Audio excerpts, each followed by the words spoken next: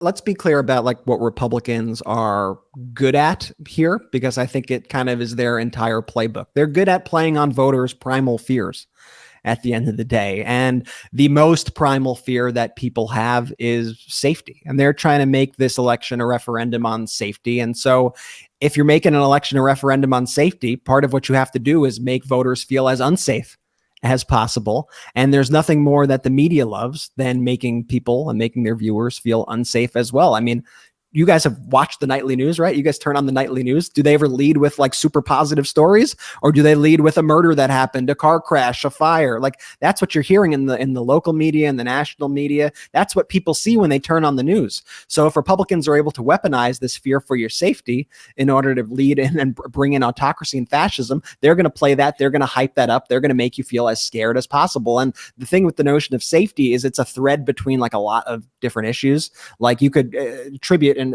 inflation could be a safety issue, right? Will you have enough money in your pocket to be able to pay the bills, to take care of your family?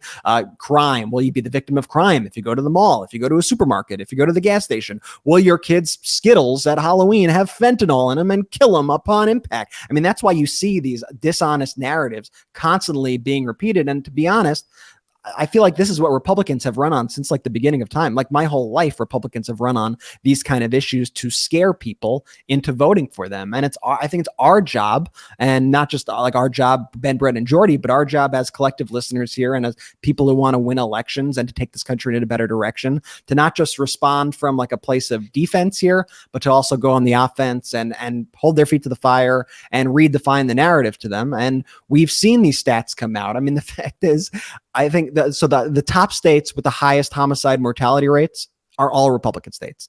Every single one. Mississippi, Louisiana, Alabama, Missouri, Arkansas. GOP states also have the highest infant mortality rates. Highest rates of federal dependency, lowest educational outcomes, lowest quality of life indexes. You want to talk about the economy? I got some economy stats for you.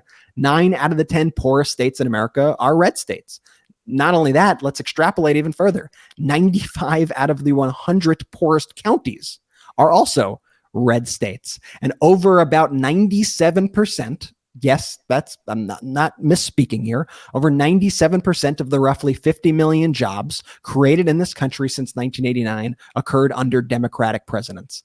97%. So those numbers don't lie. And we got to flip it on them, right? We got to say, why won't you protect our kids from gun violence? Gun violence is the leading cause of violent crime. Why won't you protect our kids from gun violence? Because of your radical gun policies, you're making it unsafe for us to go to the supermarket. You're making it unsafe for us to go to the movies. When we see this rise in crime, it's basically all gun related. Why are you banning books and erasing our history? We're erasing the teaching of our history.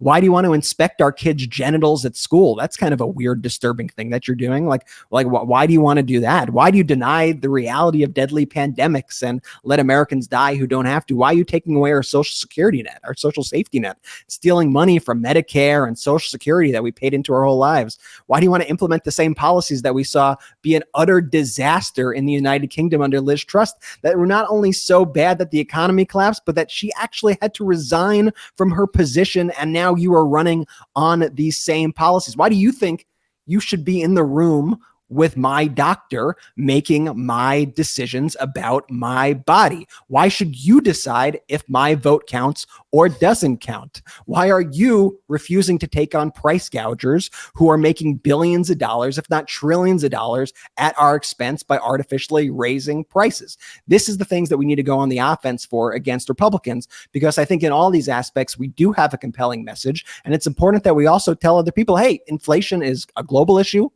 but it's a temporary issue. But losing your rights is forever. Losing this country to fascism is forever. And that's why it's important that you vote blue in this election. That's my pitch. think Democrats... A plus Brett Rant. Jordy wrote a note. A plus Brett Rant. Thanks, Jay. This November is Rovember.